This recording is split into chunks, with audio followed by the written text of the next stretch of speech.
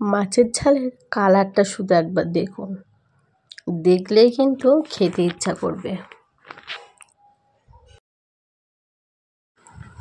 নমস্কার বন্ধুরা, মালতীর মিনি কিচেনে অনেক অনেক স্বাগত। অন্যদিনের মতন আজও চলে এসেছি আপনাদের কাছে নতুন একটা রেসিপি নিয়ে। আর আজ কিন্তু আমি বানাবো একটা অজানা মাছের রেসিপি। এই মাছটার নামটা কি বন্ধুরা ঠিক আমি বলতে পারবো না, আপনাদের জানা থাকলে আপনারা কমেন্ট বক্সে লিখতে পারেন। দেখুন, বেশ কিছুটা মাছ আমি নিয়ে নিয়েছি। এখানে প্রায় 1 কিলো মতন মাছ আছে। মাছগুলো প্রায় কেটে ধুয়ে নিয়ে এসেছি। মাছগুলো কিন্তু দেখতে বন্ধুরা দারুণ লাগছে। এই মাছটাকে আমি লবণ আর হলুদ বেশ ভালো করে মাখিয়ে নিলাম। পুরো মাছটার মধ্যে কিন্তু ভালো করে লবণ হলুদটা মাখাতে হবে।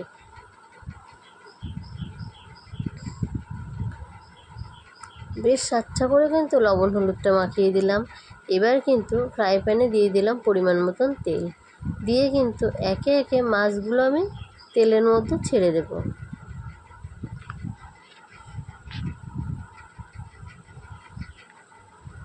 সব মাছ কটাই কিন্তু আমি তেলের মধ্যেও দিয়ে দিলাম। একটু ভাজার অপেক্ষা।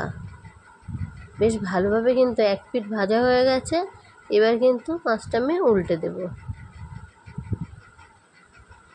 দেখুন, বেশ সুন্দর লাগছে কিন্তু দেখতে, খেতেও কিন্তু বন্ধুরা দারুণ লাগবে। মাছটাকে উল্টে পাল্টে কিন্তু বেশ লাল লাল করে ভেজে নিয়েছি। যত ভাজতে ভালো হবে ততই কিন্তু মাছের ঝালটাও কিন্তু ভালো হবে।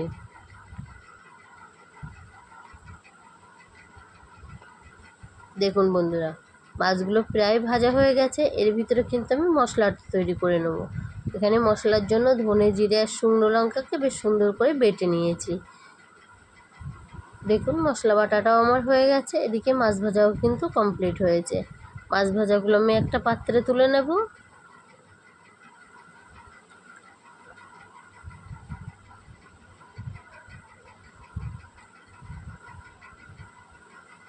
একটা থালার মধ্যে কিন্তু আমি মাছ ভাজাগুলো তুলে নিলাম।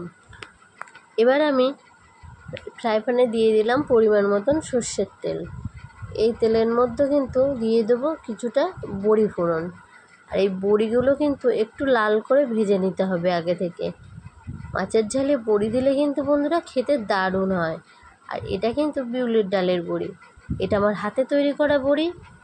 এটা সারা বছরের জন্য কিন্তু আমরা সংরক্ষণ করে রেখে দিই। বড়িগুলো বেশ লাল লাল করে ভেজে নিলাম। এবার কিন্তু একটা পাত্রের মধ্যে বড়িগুলো আমি তুলে নেব।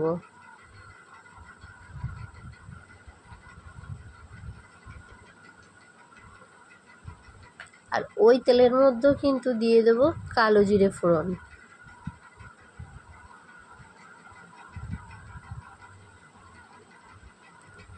তারপরে দিয়ে দেবো একটা কুচানো পেঁয়াজ। পেঁয়াজটাকে বেশ সুন্দর করে লাল করে ভেজে নিতে হবে।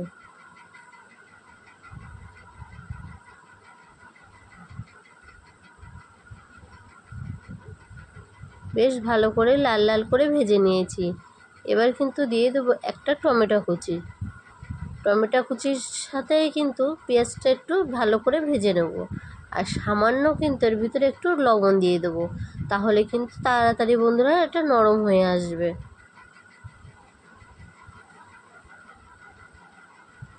আর এবার দিয়ে দেবো সেই বাটা মশলাটা। এই মশলাটা দিয়ে কিন্তু বন্ধুরা বেশ দারুণ করে কষতে হবে। যত ভালো করে কিন্তু মশলাটা কষবেন মাছের ঝালটা খেতে কিন্তু বন্ধুরা তত বেশি ভালো হবে।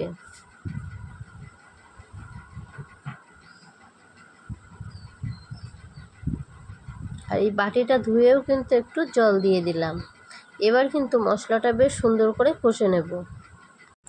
আর হ্যাঁ বন্ধুরা, আমার এই রেসিপিটা যদি আপনাদের একটু ভালো লেগে থাকে তা প্লিজ লাইক, কমেন্ট, শেয়ার ও সাবস্ক্রাইব করতে ভুলবেন না।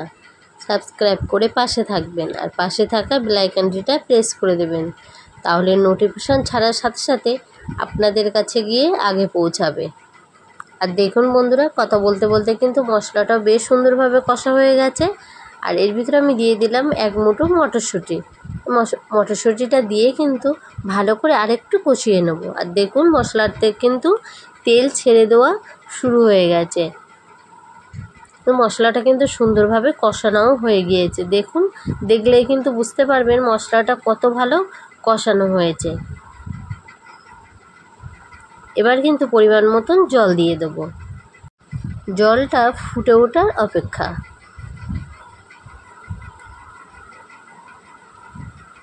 জলটা যেই ভালোভাবে ফুটে উঠবে তখন কিন্তু মাছগুলো আমি এর ভিতরে দিয়ে দেবো। আর বড়ি ভাজাগুলোও কিন্তু দিয়ে দেবো। একসাথে মাছ আর বড়ি কিন্তু একসঙ্গে বেশ ঝোলের সাথে ফুটে উঠবে।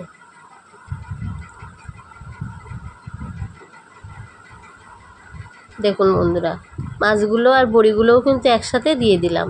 এবার বেশ ভালো করে নাড়াচাড়া করে ঝোলের মধ্যেও বেশ এগুলো মিশিয়ে নেব। নিয়ে কিন্তু ভালোভাবে একটু ফুটিয়ে নিতে হবে।